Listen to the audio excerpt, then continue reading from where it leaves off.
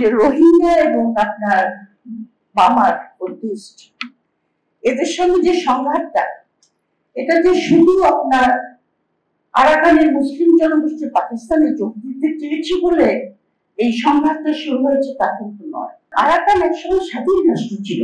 Arakan স্বাধীন রাষ্ট্র ছিল 1876 বার্মার কিং ওটাকে দখল করেছে রাজা। তখন থেকে আপনার যেটা হয়, পৃথিবীর ইতিহাসই তাই, যখন কোন নতুন শাসক গোষ্ঠী আসে তারা তাদের ধর্মটা আপনার উপর চাপিয়ে দিতে চায়। পৃথিবীর ইতিহাস আছে, খ্রিস্টানরা করেছে, আপনার মুসলিমরা করেছে, আপনার বৌদ্ধরা করেছে। শাসক যখন অন্য ধর্মের আসে, এখান থেকেই সংঘাতটা শুরু আপনার আরাকান, শুধু ঐতিহাসিক।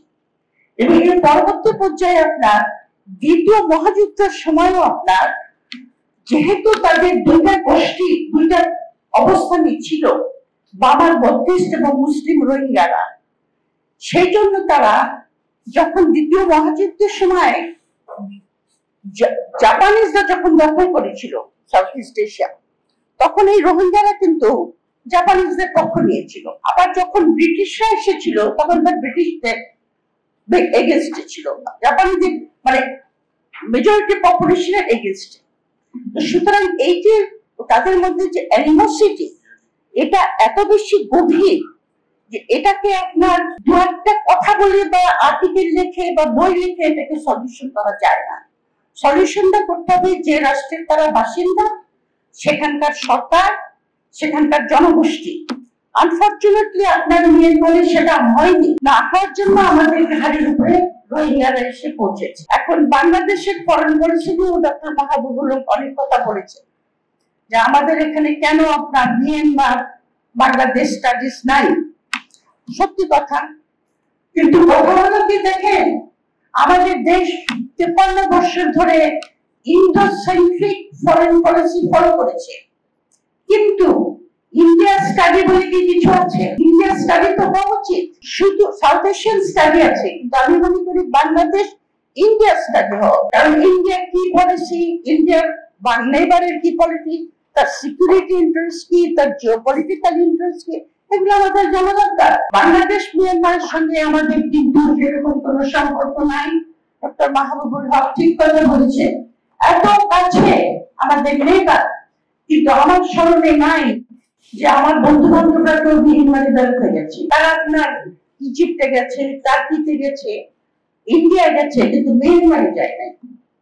সুতরাং আমাদের প্রতিবেশী আমাদের কাছে অচেনা হয়ে গেছে সম্পূর্ণভাবে। তাদের ভিতরের পলিটিক্যাল ডায়নামিক্স থেকে শুরু করে তাদের কালচার, তাদের রাজনীতি, তাদের সামাজিক ব্যবস্থাপনা, তাদের অর্থনৈতিক দৃষ্টিভঙ্গি সবকিছু আমাদের কাছে অচেনা হয়ে গেছে। সুতরাং এই রোহিঙ্গা ক্রাইসিসটা বা রোহিঙ্গাদের জনগোষ্ঠী যখন আমাদের এখানে প্রবেশ করেছে, আগেও প্রবেশ করেছে দুইবার, কিন্তু 2017 সালের যে ইনফ্লাক্স যখন আসলো, তখন বাংলাদেশ গভর্নমেন্ট সম্পূর্ণ আনপ্রিপেয়ার্ড, কি করবে ভেবে পাচ্ছিল না। এবং এখন পর্যন্ত আমরা রোহিঙ্গা সমস্যা নিয়ে সেটেল হয়ে বসে আছি। তো এখন বর্তমানে মিয়ানমারের যে ঘটনা আরাকানে, বিশেষ করে সেটা নিয়ে আমি কথা বলবো। আরাকান আপনার আমাদের একদম ইমিডিয়েট নেইবার।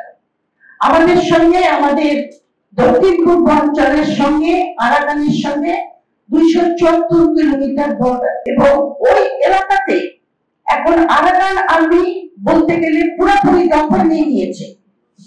আমরা সবাই জানি যে আপনার মিয়ানমারে একটা গৃহযুদ্ধ চলছে, যেটা সেন্ট্রাল গভর্নমেন্ট অথবা রিকগনাইজড মিলিটারি জান্টা, তাদের সঙ্গে বিভিন্ন এথনিক গ্রুপ তারা যুদ্ধ করছে স্বায়ত্ত শাসনের জন্য। আরাকান আর্মিও কিন্তু যুদ্ধ করছে, তারা বলেছে আমরা স্বায়ত্ত শাসনের জন্য যুদ্ধ করছি। তারা কিন্তু এখন পর্যন্ত বলে নাই যে আমরা একটা ইন্ডিপেন্ডেন্ট এন্টিটি হব। নির্ভর করবে কেমন করে মিয়ানমারের এই সমস্যার সমাধান হয় তার উপরে। যেটা বলছিলাম যে আরাকান এখন আমাদের নেইবার পুরোপুরি। আরাকানের সঙ্গে আরাকান আর্মির সঙ্গে এনগেজ হওয়া এখন বাংলাদেশের জাতীয় নিরাপত্তার জন্য জরুরি। এই কথাটা আপনার বহুদিন আগে আপনার আরাকানের সঙ্গে যোগাযোগ রাখার কথা ছিল, কিন্তু যেহেতু আমরা বাংলাদেশে এত অদ্ভুত একটা রাজনীতির মধ্যে আমরা বাস করি, পাপ করবেন আমাকে বলতে যে নোংরা রাজনীতির ভিতরে আমরা আছি, যে আমরা নিজেদের স্বার্থ ছাড়া আর কিছু দেখি না, জাতীয় স্বার্থে যে কয়জন মাথা ঘামায়। সুতরাং আপনার আরাকানের এই ঘটনা ঘটার আগ পর্যন্ত যে পুরোপুরি আরাকান দখল করে নিয়েছে আরাকান আর্মি, এমনকি চীন স্টেটের আপনার পালতুয়া ওটা পর্যন্ত চীন পর্যন্ত তারা নিয়ে গেছে দখল করে। এই সরকারকে আমি কৃতিত্ব দেব যে রোহিঙ্গা ইস্যু যেটা একদম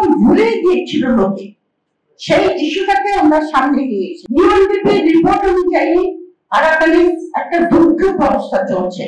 ঝান্ডা গভর্নমেন্টের যে পলিসি, যেটাকে বলে ফোর টাক্স পলিসি, তার মানে তারা তাদেরকে খাবার, মেডিসিন, ইনফরমেশন, বিল্ডিং ম্যাটেরিয়াল, ফুডটা খালি দেবে, এছাড়া সবকিছু তাদেরকে পানিশমেন্ট হিসাবে বন্ধ করে দেবে। এখন আপনার এই যে ঘটনাটা ঘটার আগ পর্যন্ত কিন্তু আপনি দেখেন আরাকান আর্মির সঙ্গে এনগেজমেন্ট করার কোনো প্রচেষ্টা আমাদের অতীতের সরকার করে নাই। এই সরকার যখন এনগেজমেন্টের কথাটা তুলল, সেই মুহূর্তে আপনার বাংলাদেশে এমন একটা প্রপাগান্ডা শুরু হয়ে গেল যে আমেরিকার কাছে এই সরকার দেশ বিক্রি করে দিচ্ছে।